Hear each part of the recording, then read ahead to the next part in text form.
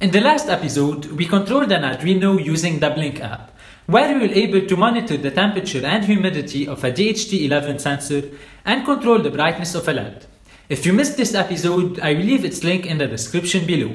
Today, I'm going to introduce you to the Cayenne app, which allows us to create a web-based dashboard to control our Arduino from our PC or laptop. Similarly to the Blink app, Cayenne is very easy to set up and configure.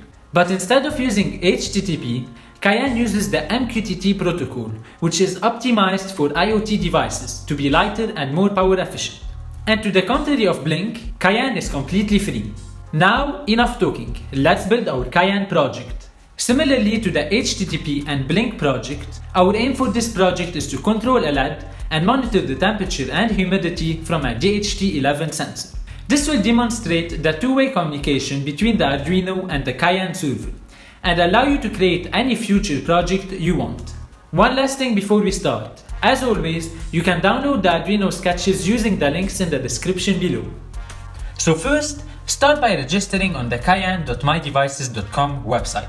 After that, you will be asked to choose your device. But unfortunately, Cayenne doesn't support the Node MCU board at the moment. Instead, I will be using an Arduino Mega with an Ethernet shield. After selecting your board with the corresponding shield, Cayenne will generate an initial code that you will need to upload to the Arduino to establish the initial connection with the server.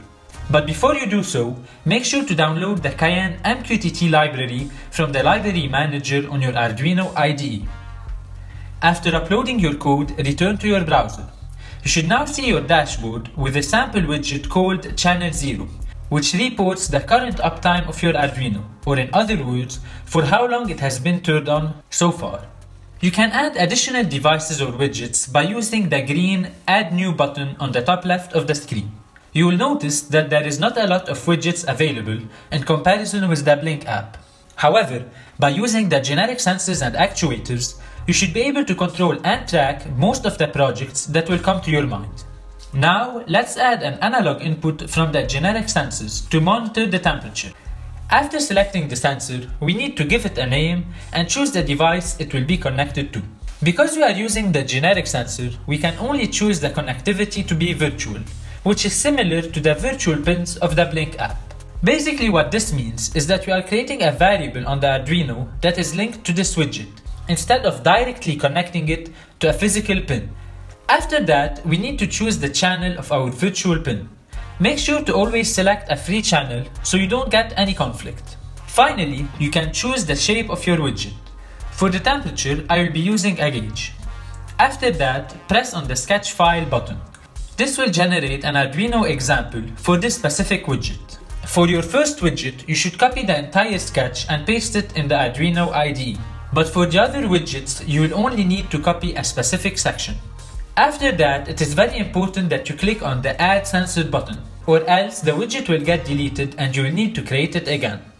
Now, I will also create an analog input for the humidity. But this time, I will only copy the Cayenne out function from the example sketch. I will also need to change the variable names of the Cayenne out function so that they don't conflict with the first widget. Finally, I will add a PWM output from the generic actuator section to control the brightness of the LED, and I will only need the Cayenne in function from its example sketch. Again, we should also change the variable names in the Cayenne in function.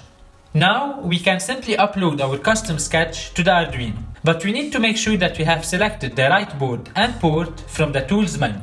You should now be able to monitor the temperature and humidity on your Cayenne dashboard and control the brightness of the LED using your slider widget. As always, if you are encountering any problem, please share it with me in the comment section below. You might also be helping out someone with the same problem.